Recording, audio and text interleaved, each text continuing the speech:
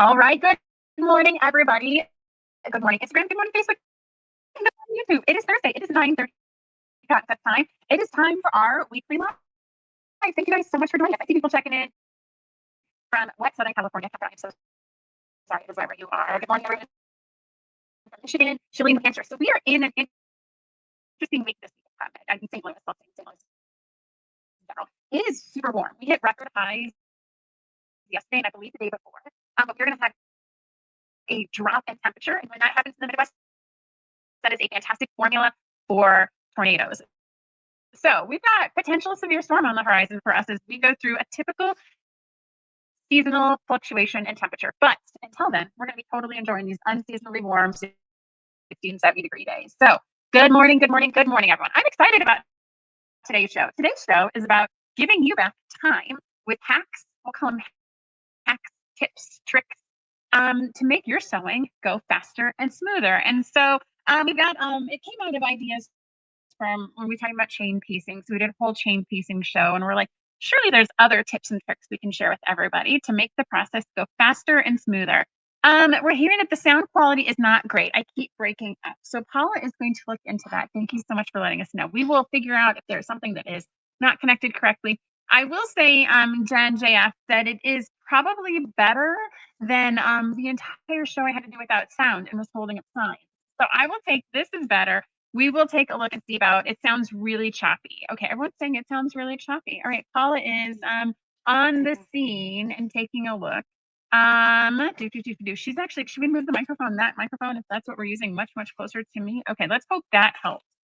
Sounds really choppy. The sound quality is not great. Keep breaking up. All right, she's playing with some chords. Thank you guys. Definitely. If you see something, I want to make sure you guys hear this content because I'm hoping it's super fantastic. All right. Well, don't forget to stay all the way to the end of the show where we're going to have our giveaway. Let's see here. I switched to Pace Up from YouTube and the sound is much better. So evidently it might just be a YouTube problem. So let's not unplug anything. We will take a look at it before our next show. And oh, super clear. Yeah, everything is fine in Canada on Instagram. So thank you so much, Rainy Roots, for sharing that. So Instagram is fine.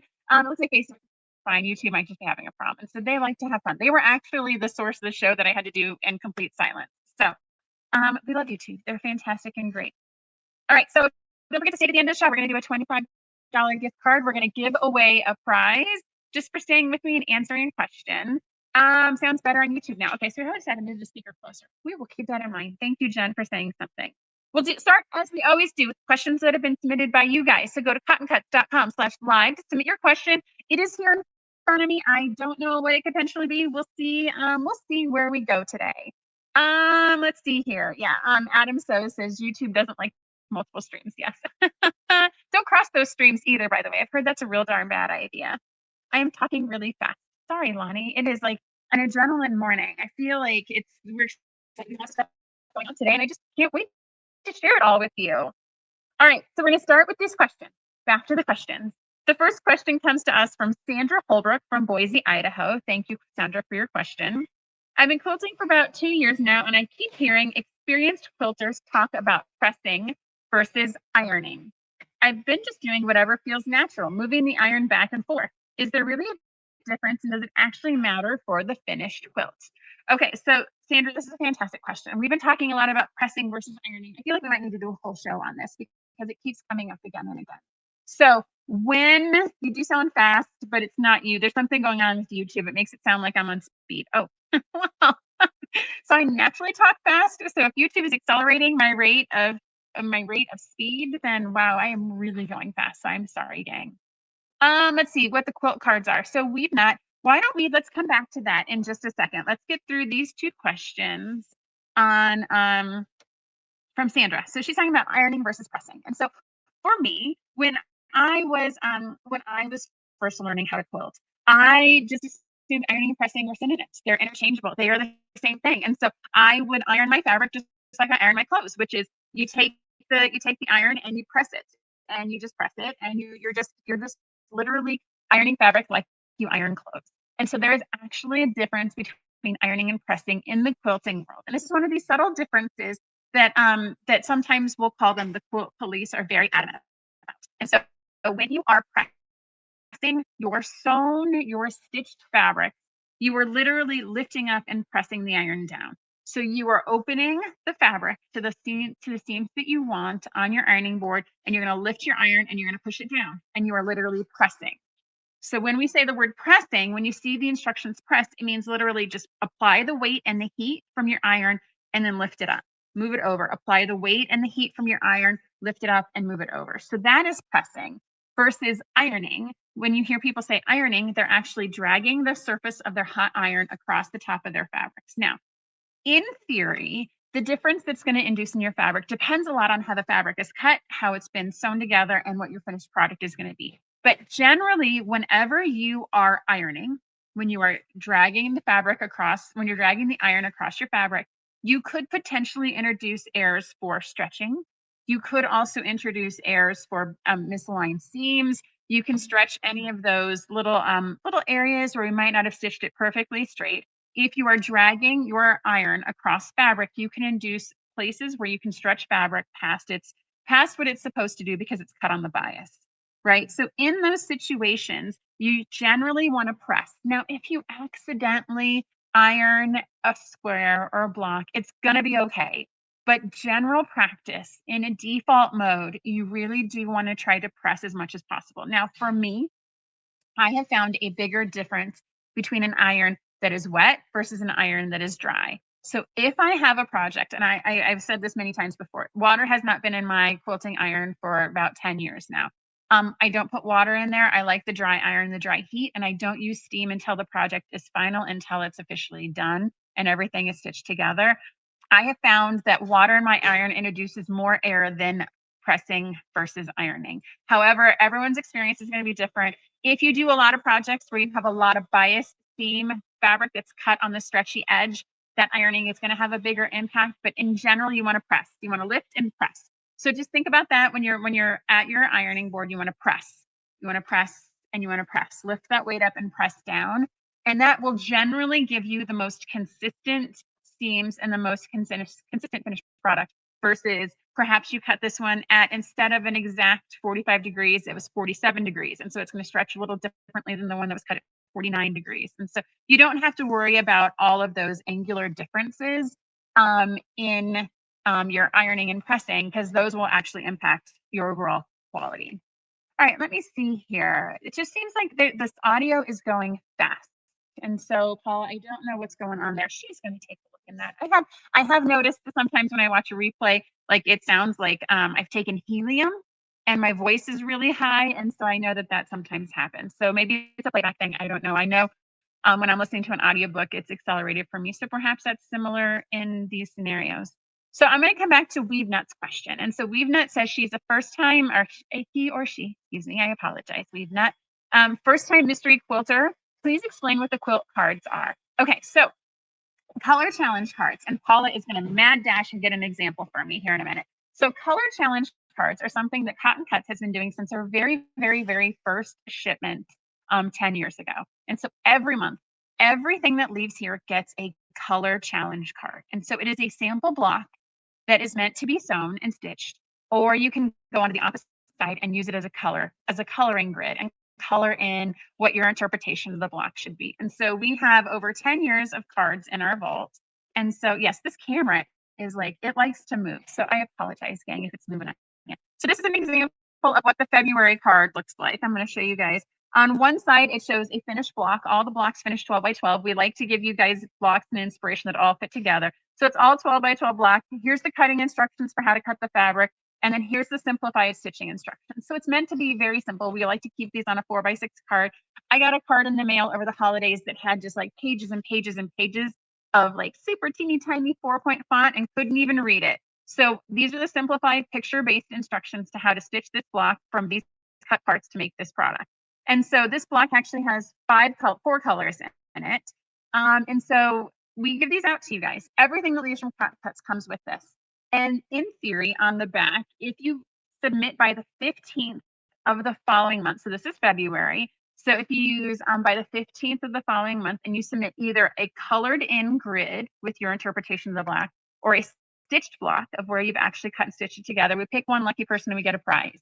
Now, if you do all 12 months in a calendar year, so if you start in January and you go all the way through December, We give gift certificates. Isn't it like $50? We give yeah, we have if you submit a finished quilt where you've made all 12 blocks into a finished quilt top, you get a $50 gift certificate to our shop for playing along for all 12 months.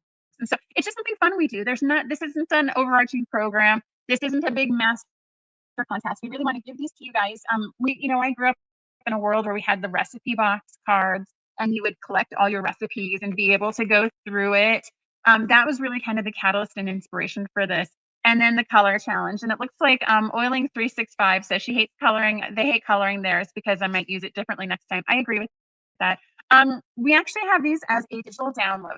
The coloring grid is on a digital download on the website. And so if you want to color it, you can go onto the website, download the digital download, and you can actually color the challenges and still be entered to win. Now, you can color it on here, you can color it on the download, it's fine. But the download's only up for the month that the block is given. So at the end, so like right now, you won't be able to find, oh, you will, it's February still. You'll be able to find this one on the website, but you won't be able to find January's because we're past January. So we have the digital download only in the month that the card is actually shipped. Let's see here. Lonnie, if we missed one getting out to you, then definitely send us a note. We will get you caught up. We put them in everything. Sometimes, we miss one, guys. We're sorry. We're human. This is a card. We can put it in the mail to you. It's not a problem at all. Haven't heard anything on this year's completed quilt. Is there a blog post this year? Yes, it is coming. Paula has told me it is coming. And so we had a lot of entries this year. I was pleased when I was seeing finished quilts coming out in December. You guys, that is fantastic. We usually give everyone till the end of January to get those quilts posted, and then we put the blog post out in February. So it is definitely coming. I can guarantee you that. Wow. Okay. We went off into a little bit of a corner there. That's fantastic. All right, so let's get to our second question. Our second question today comes to us from Debbie Tran from Raleigh, North Carolina. Or Debbie asks, I always seem to lose my 1/4-inch seam allowance throughout a project. My blocks start off fine, but the time I'm assembling the quilt top, nothing is lining up. I've tried measuring, but I still end up with blocks that are slightly different sizes. What am I doing wrong? Okay, so Debbie, I'm going to correct something here. You're not doing anything wrong. This is your quilt. This is your project. Things are just not aligning where they're quote unquote supposed to as defined by a pattern. So what I'm going to share with you is that a finished project is way more important than an in-progress project that's never finished. And so when it comes down to your individual blocks are sewing up fine and everything is hitting a dimension, and then as you start sewing them together into a bigger project, your seam allowances start drifting. That's because generally your project is getting bigger and it is getting heavier. And it is not always as easy as possible when you're sewing blocks together to keep a consistent 1/4-inch seam allowance. And so that is something that's just a matter of, that's why they created those extensible tables to add to your sewing machine. That's why they drop sewing machines down in tables so you can have this. So it reduces the weight and the pull on your project as it's going into your sewing machine. That'll cause some drift in those 1/4-inch seam allowances. Also, the more blocks you sew together, the thicker you're sewing through. And so some intersections can have as many as 20 to 30 layers of fabric that you're stitching through. And so that's a lot for a home machine to be able to manage. So Katie Jolson's saying the same thing about the voice and the garbling. So Katie, we've been looking at, there's something going on in some of the broadcasts. We'll hope to smooth that out. We definitely have the source video saved in StreamYard, the company we use to broadcast this. So if anything, we can download the video and upload it and be able to go that way. So we will work on that, Katie. Thank you for sharing that. So yes, so when you're sewing your blocks together, then you're compounding the weight, you're compounding the size, and that's where a lot of extra pins can help you. The more you pin those bigger blocks, the less they're going to move because we have gravity coming into effect. It's wanting to pull it away from your sewing machine. And then we've all been there where we're like chucking the fabric up on the table and we're trying to keep a consistent seam allowance. All of those actions are going to add some variability. And so what I would say is, as long as your points are, you can drive by on a horse and not see the mistake, it is absolutely okay. If this is something that you really want to maintain crisp, sharp points and all those blocks as they come together, sew in smaller pieces, sew in smaller chunks, and pin a lot. If this, you want to see all those points come together at the intersection of multiple blocks, pin a lot. That is going to save you. I know pins, by the time you get into this weight, you can sometimes stab yourself. It's totally okay. You'll be fine. It's just a straight pin. But it is worth it if you want to retain those points that you worked so hard to build into your individual blocks. So Debbie, I hope that answers your question. I probably went a little different direction than you were hoping, but I hope that helps. And I hope that you were able to keep those 1/4-inch seam allowances on your future projects. All right. Those are the questions. If you have a question for our show next week, simply go to cottoncuts.com/live to submit your question. They're here in front of me. We're always happy to answer them and go in lots of different directions, depending on where we're at that week. So, our next segment is what is on your sewing table this week. So every Monday we do a show and share in the shop, and we like sharing what the Cotton Cut team is working on. So this is our opportunity to hear what you guys are sewing on. So what is on your sewing table this week? I will share that my sewing table has my Luau mystery quilt on it, as well as my Night Glow mystery quilt on it. I'm getting ready for starting up a Field of Dreamers, as well as the starting up of Luau. So it is a very busy, muddled kind of table of a whole bunch of different projects, but it is, I mean, that's kind of the way we all are, right? If we're not working on more than one project, then it feels a little maybe wonky. In my mind, it does. So what are you guys working on? If you guys can hear me and if I'm not too garbled or going too fast, what are you working on this week? We also have, we had kind of a midweek show and share. So yesterday, Robin brought back a whole bunch of our quilts from the long armor. And so I have 6 quilts that just came, or 4 quilts that just came back from the long armor. Paula has a quilt that came back, as well as Savannah. So we will, what was that? We are going to post those later today. So you guys get to see some of the finished quilts that Team Cotton Cuts is working on. So long arming at Tinseltown, that sounds like an island hopping. Still finishing up 3 quilts, then back to bag making. I'm working on step 4 of Kona Eclipse. Yeah, that Aloha quilt, Linda, it is fantastic. I love the Aloha quilt. Oscillating between Under the Sea and Wild West. Janet is fantastic. Wild West it's an oldie but a goodie. So much fun. Quilting for my sanity, so easy project that brings me joy. Sylvia, I appreciate the approach. Sometimes I filter depending on how I'm feeling as to what project I'm working on. Lonnie is working on a local history center quilt for her guild. Savannah's working on her illusion. Say she just got there. We're going to talk about illusion here in just a second.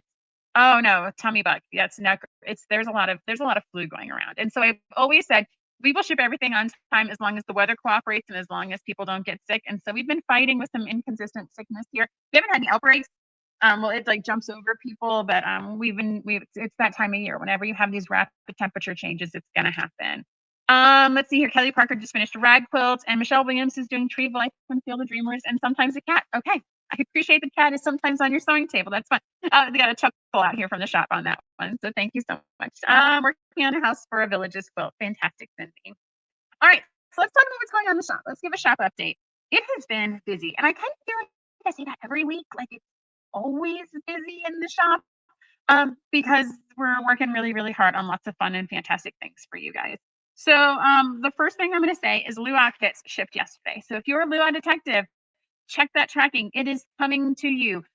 We shipped all of the off the bolt kits. I think those all shipped early this week, and now we have the die cut kits are out the door.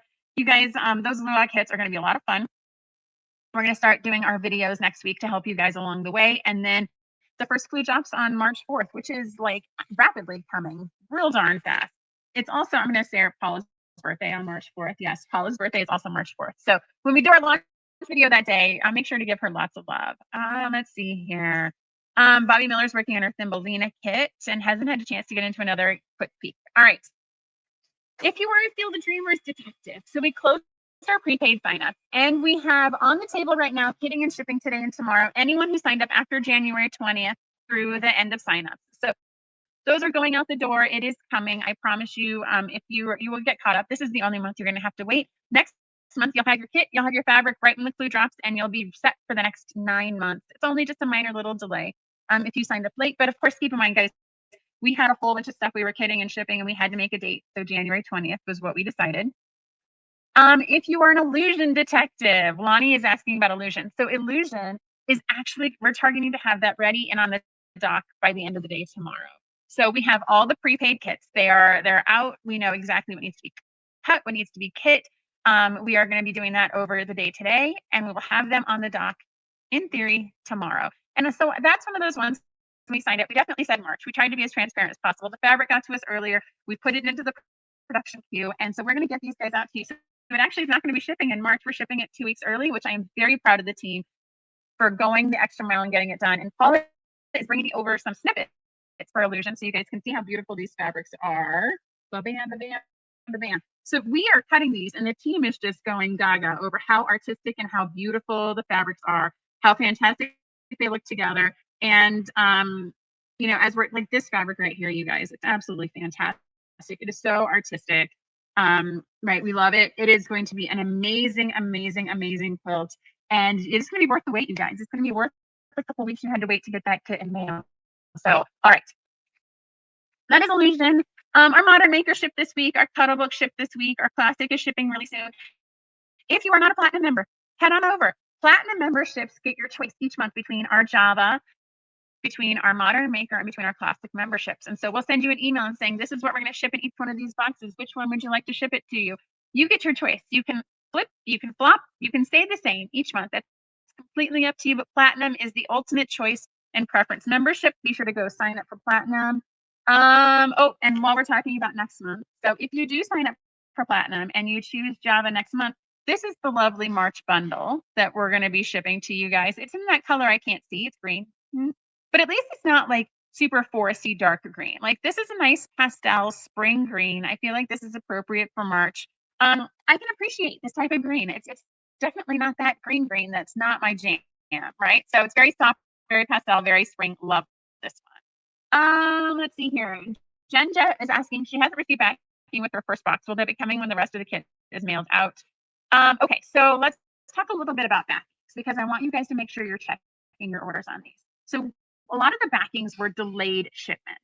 And so when you purchased your backing for Field of Dreamers, in the actual title on your order, if it was delayed, it would say ships in June or ships in July or ships in March. Like we put in the ship date when it would be coming because manufacturers, wide back is a very different supply chain, you guys. Not the manufacturers don't keep wide backs on their shelves. So sometimes they have to order them and get them in. And so we communicated when wide backs would be shipping in the order. So if you have a wide back and it wasn't with your order, please check to make sure it doesn't say like ships in June, ships or July.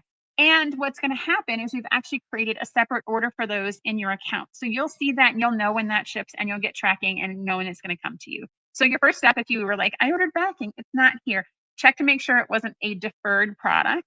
If it was honestly missed, right, just let us know. We've got it. We'll get it out to you. We'll get it shipped to you. But check to make sure first that it wasn't a delayed ship backing. All right.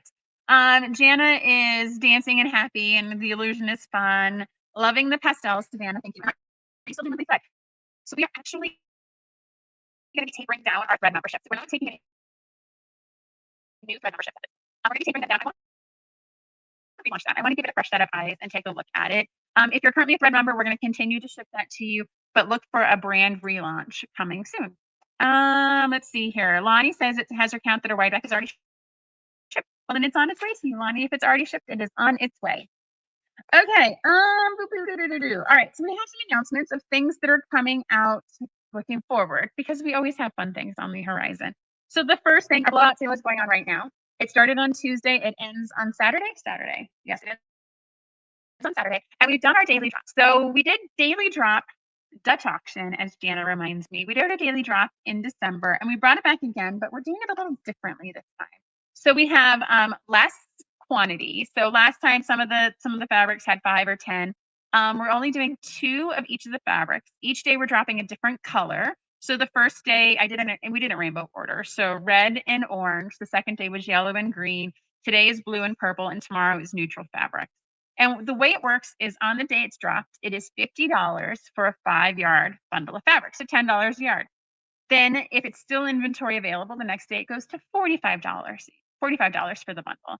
If it's still available, it goes to $40 for a bundle, and we'll drop it down until it's sold out. And so what we found is a lot of people jump in when it's like 40-ish, 35-ish dollars. So if you have something, your eye on something, and it's in that price range, please grab it. There's only 2 of it, and so if it's been bought, it'll be gone. There was a fabric that did disappear at the $50 price point. So if you love it, and I think I had Lincoln here talking about it, if you love it, buy it because it's fantastic, and it's probably not going to be there if you wait until tomorrow. It's kind of this gambling game. That's why it's called the Dutch auction. But yeah, jump on in there if you are so inclined. And we also have a whole bunch of strip kits and bundles and things that are on a huge amount of clearance. We're trying to clear things out because we're starting to bring in new projects in the spring, and so we want to make sure we have plenty of room for that here in the company. Yes, in the showroom. So yes, Kate, that is absolutely correct. The neutrals are only going to go down to $45. And then once the daily drop ends, then it'll be done. So we don't have as many neutrals and black and brown as the other fabrics. So jump on those if you see them. All right, next on the calendar. So this Saturday morning at 8:30 a.m. Central Standard Time, we are going to be doing a live sew event. So it's going to be in this format. We're going to broadcast. We will not be able to do it on Instagram, but we're going to do it on StreamYard. So if you're on Facebook or if you're on YouTube, you will be able to see it. And this is going to be an opportunity. Yes, yes, yes. Okay. So this will be an opportunity for us to sew Clue 1 of Field of Dreamers together. So I will actually have a sewing machine here, and I'm going to have my little pressing mat and my little iron, and we're going to be sewing Clue 1 together. And so that if you are a new detective, you are a first-time detective, or even if you're just a seasoned detective and want to hear maybe some tips or tricks that you don't know about, you're going to want to join that session. It's going to be interactive. There'll be lots of questions asked. I'll be sewing it, and I will actually at the end have a finished Clue 1 for a night glow quilt. And so what we're going to do is we did this a big announcement on all of our social media. I am the first stop on our new mystery quilt with a mission project. So there are a total of 9 quilters that are getting together. Each one of us is going to sew a different clue for night glow, and we're going to sign it with our names. And then we're going to take all of those clues and we're going to sew them together into a larger quilt. And so when this quilt is finished, it will have all 9 of our signatures on it. All of us will be sewing the same fabric together, and then we're going to auction off this quilt. And so this quilt, all the money raised from the auction, excuse me, raffle. I want to make sure I use the right word, raffle. We're going to be raffling off the quilt. And so all money that is raised from the raffle tickets is going to support our friends at the Social Justice Sewing Academy. So we have been a longtime supporter of Social Justice Sewing Academy.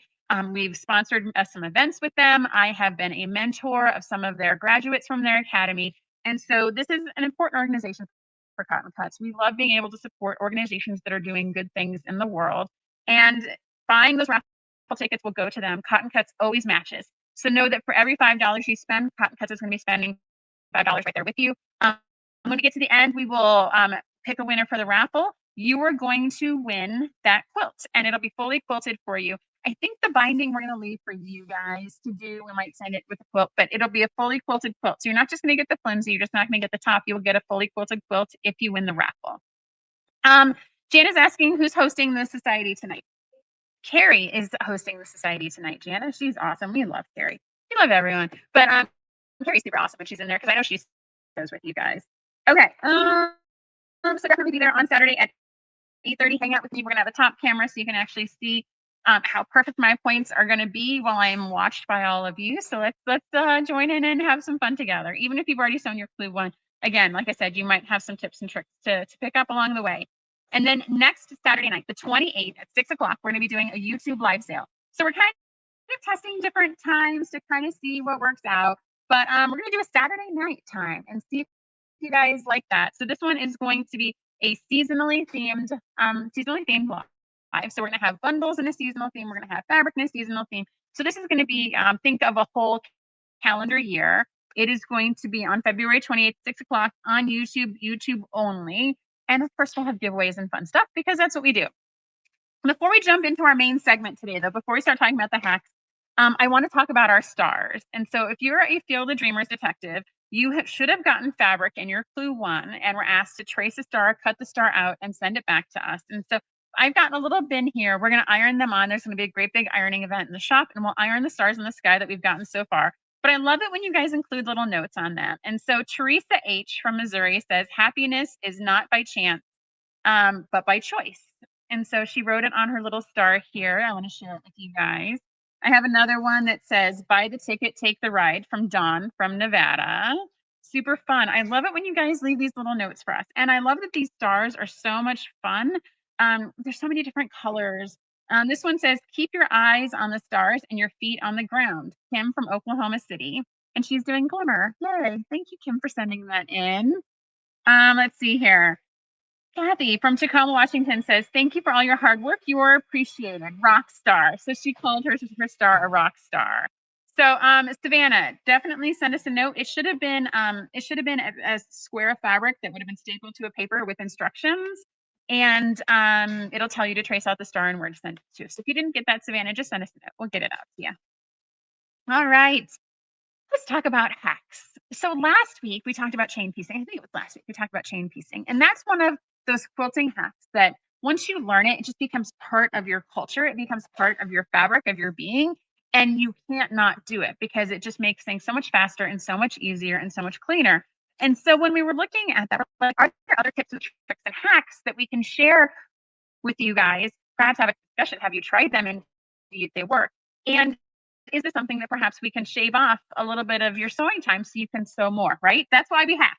We hack so we can sew more, so we can finish more quilts, and so we can have more fun doing it. So these tips and tricks, as I've been looking at them, are more about getting things right the first time and less fighting with your fabric and your process.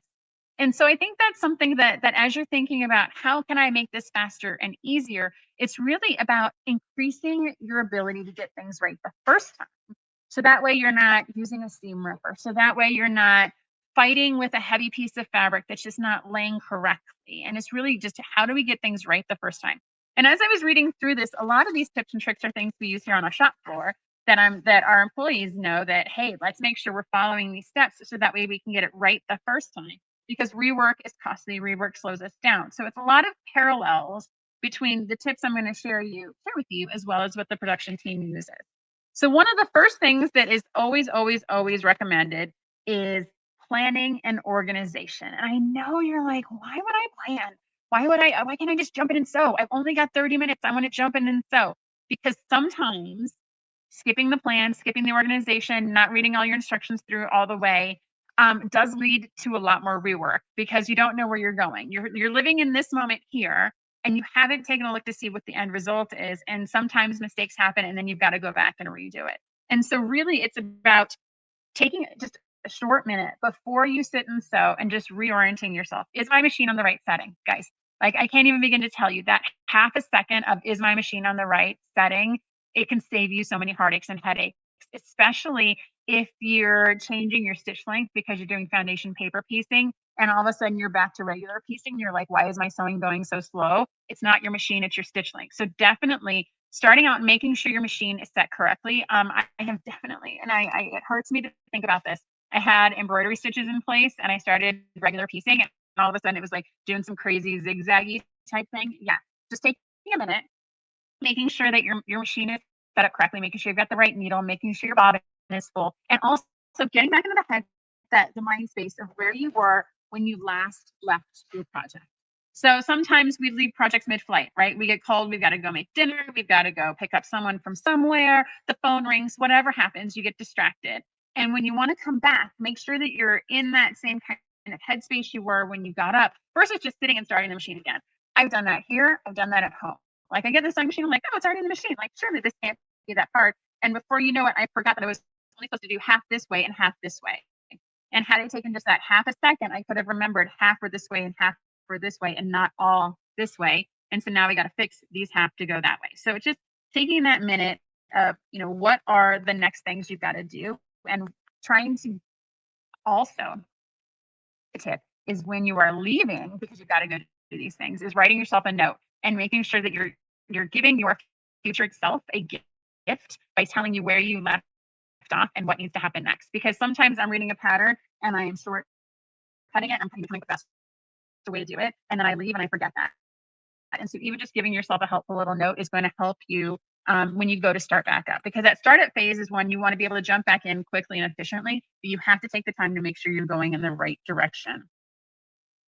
And so let's see here. The other thing is the pressing strategy. So we've talked a lot about pressing and ironing the past few shows. I get it.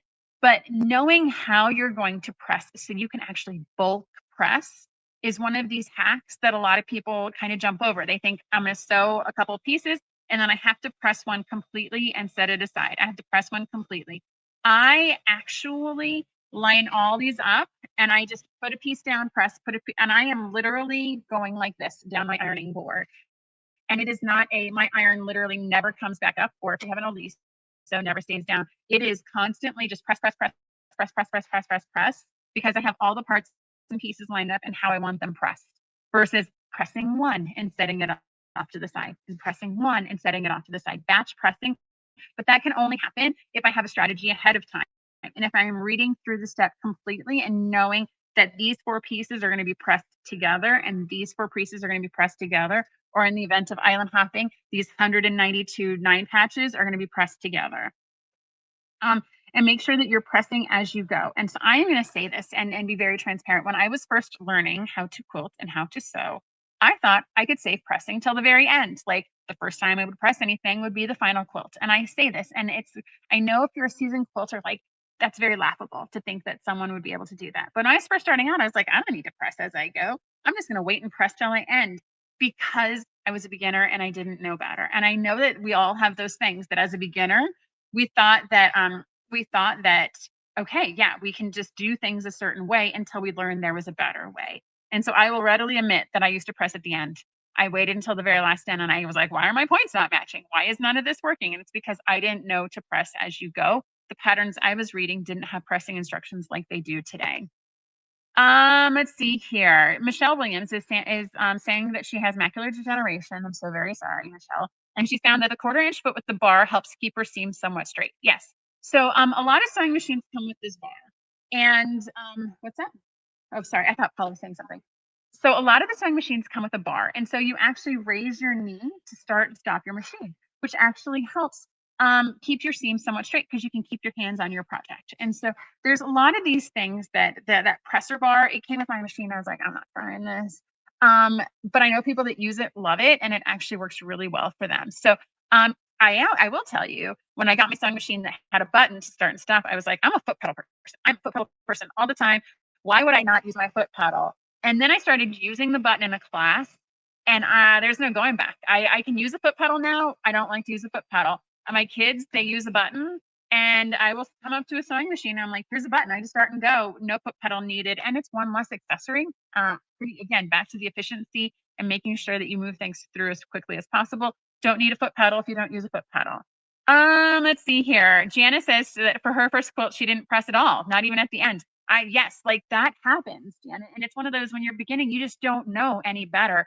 And so those types of things, as you're standing here, wherever you are in your quilting journey and you're looking back, we've all had those moments. And for me, it was definitely not pressing until the very, very end, which was a terrible idea. So please don't do that. And if you're doing that now, it is absolutely okay. You are not alone.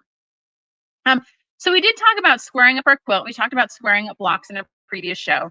And so this is something that this is you're giving yourself, your future self, a gift by squaring up as you go, by trimming as you go. And I know we all get in these moments of like, it's close enough. It's okay. It'll be fine in the end, until you're doing a quilt that has 400 blocks in it and close enough becomes very wonky at the end. And so I know that it takes that extra time, but you're actually saving your future self a headache of trying to, force and ease and push and pull and fight with your fabric because you didn't take a few seconds to just trim and square as you went along. Now I am in the boat where I'm like, I just want this done. And I can fudge factor and I can, make it ease in. But at the same time, I have squares that, are trapezoids and that aren't exactly square. And depending on the project, that might be okay. But then there are times where I'm like, I put a lot of effort into this and I want it to be great. And so that's really where taking that extra time to square as you go will make the final assembly process that much easier, that much smoother, and it'll take so much weight off of you to know that everything is square and even and your inputs are good. Again, the better your inputs are into the process, the better your output will be. And I know many of us race to output and we're like, hey, I'm just going to focus on the end. But the better your inputs are, the better the output will be and the easier it will be to get to that good product. Let's see. Here's the cutoff date for the stars. Katie, no, absolutely no cutoff date for the stars for the banner. We will keep firing them on as they keep coming in. And we're probably going to be doing it through month 5 or 6. So there's no cutoff date for that at all. Let's see here. Savannah says the start-stop buttons on her machine are great if you have a dog who needs to be lying on your feet. Yes, that's true. And I taught my kids with the button because their feet couldn't hit the floor either. So it's another kind of just having that button when your feet can't touch the floor. And I know not everyone is tall, and so if you've got short legs, this could also help you as well. Let's see here. So nesting seams. So we've talked about nesting seams on previous shows. And so again, this is something that by following the pressing instructions, by following your pressing strategy, your seams can come together. And when they come together, it requires less headache, it requires less pins, and your nesting seams get sharper points. Nesting seams, again, when I was younger, I was just sewing away. I didn't even know what a nesting seam was because I wasn't even pressing anything. But once I uncovered and really forced myself to take the time to learn what a nesting seam is, everything got easier, everything got smoother. I wasn't sewing through, 20 layers of fabric every time through my sewing machine. It actually makes the piece of the sewing go much smoother and easier. And so I wasn't having to start and stop and pull and yank and twist and turn and really struggle and fight. Nesting seams takes all of that away and makes the process that much easier and takes a struggle out of the step if you can. Let's see here. Catherine says with the problem quilt, she uses sashing all around you square and then squares that up to the correct size. Yes, I have been known to use that trick, Catherine. If I am too far down the path and I didn't take the time on my inputs, I definitely added sashing to give me that fudge factor. And so there are tricks that are fudge factors. And so if it's not perfectly square, then put a border on it that is square and kind of cut it down. So then that way everything you attach to it is going to line up because you've made the dimensions the way you want the dimensions to be. Linda says she didn't square up her first PMQ, then she learned. She squares up at the end of each clue, much easier than the final assembly. Yes, the better your inputs are, the better the output will be. Okay, let's see. We already talked about the planning and organization. So then there's some kind of smaller tips and tricks that are kind of as you're thinking, hey, can I possibly do this there? So there's what we call the chainsaw method of half square triangles. And so we talked about this when we talk about bias edges, but instead of cutting a triangle, cutting two half square triangles and sewing on the diagonal, you actually take a square, you draw a line on the diagonal and you stitch off both sides of it and then you cut on your line.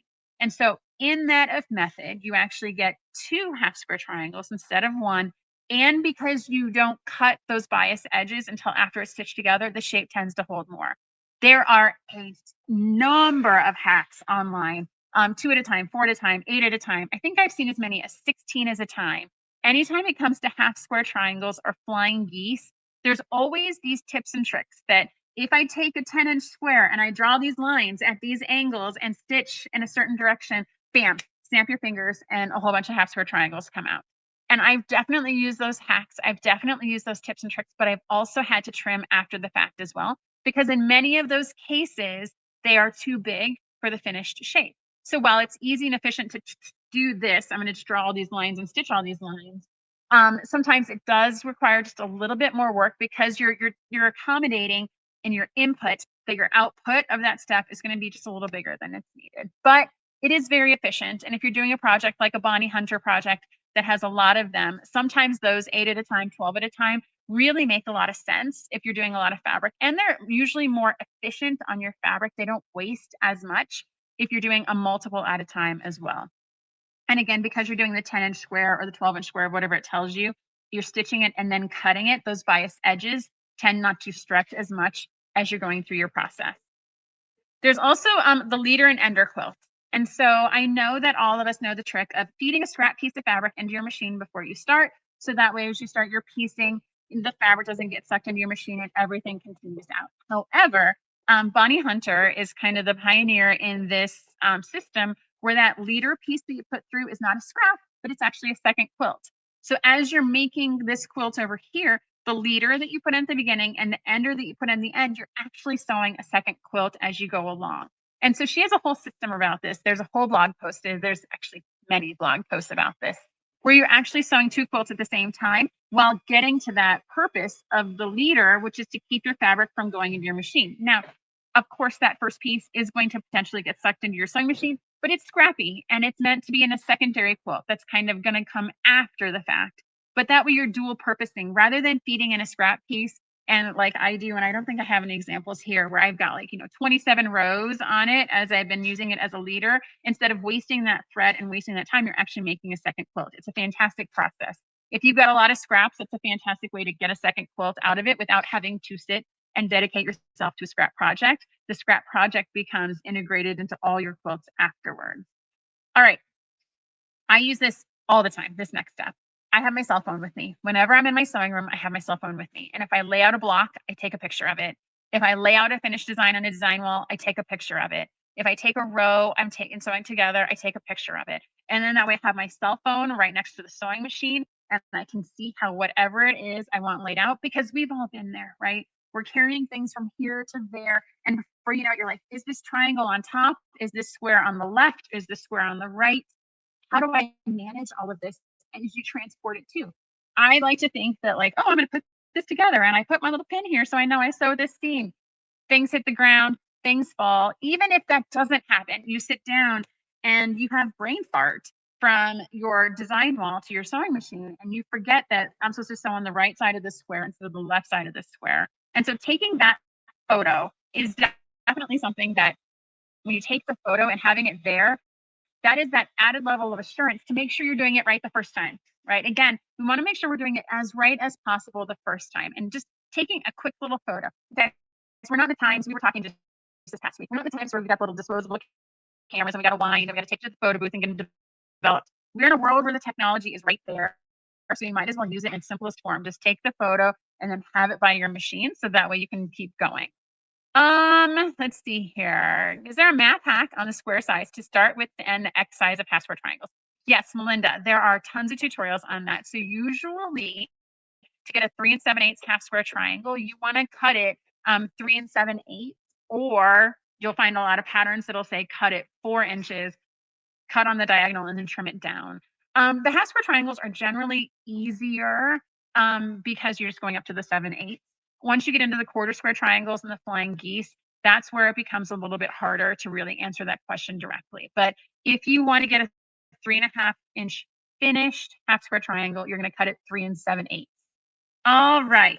Let's see here. Gianna says she uses her color challenge block as her leader. Oh, yeah, that's cool. Yeah, that could be your leader project, is before you start sewing everything, you're sewing part of your color challenge block. I love that. All right. And then, okay, so guys, I have to ask you, this came out on the list. How many of you pre-thread your bobbins before you start a project? Now, I know that there are a lot of people that before they start a project have the discipline to sit down and fill 4 bobbins. And so that way they don't have to stop, right? So as you're stitching along, you run out of bobbin thread, you lose bobbin chicken, they just load their bobbin and it's right there. So I would love to know how many of you guys pre-thread your bobbin. I will share, I do not. I am a like, okay, I can just stop and wind my bobbin type person, but I know there's some folks that do that. I think, I've heard that a lot of people use this for their grandkids. When their grandkids are over, they have their grandkids thread their bobbins on their machines. But this is one of the tips and tricks is just making sure you have 3 to 4 bobbins before you sit down. Tina buys them pre-threaded. So Tina, I am always afraid to do that, to buy them pre-threaded, because I feel like if I buy them and I'm going to use them for a project too and then forget about them, and by the time I get back to them, the thread is going to be deteriorated and broken. But I love that you buy them pre-threaded. Bobbin as needed. Cats, let's see here. Patricia Mantaka, there will be a tutorial about how to use the cat's cradle ruler. Savannah does it for long arming, not for piecing. I get it. For long arming, right? You've got this machine up there. You've got everything set up. You don't want to have to stop and rethread those bobbins. On my little machine, I'm like, it's not that hard. I just pop the bobbin out, put it over here, wind it, and bring it back. It feels okay. Let's see here. My old machine winds bobbins on the hook area, so I don't pre-thread bobbins. That's fair. I wind the bobbins I need before I start a project. For the long arm is pre-wound. Yes, it's fantastic, you guys. I think this is a tip. If it works for you, like try it. Maybe on your next project, like pre-wind those bobbins and try it. And if you like it, it gives you joy, then keep doing it. And if you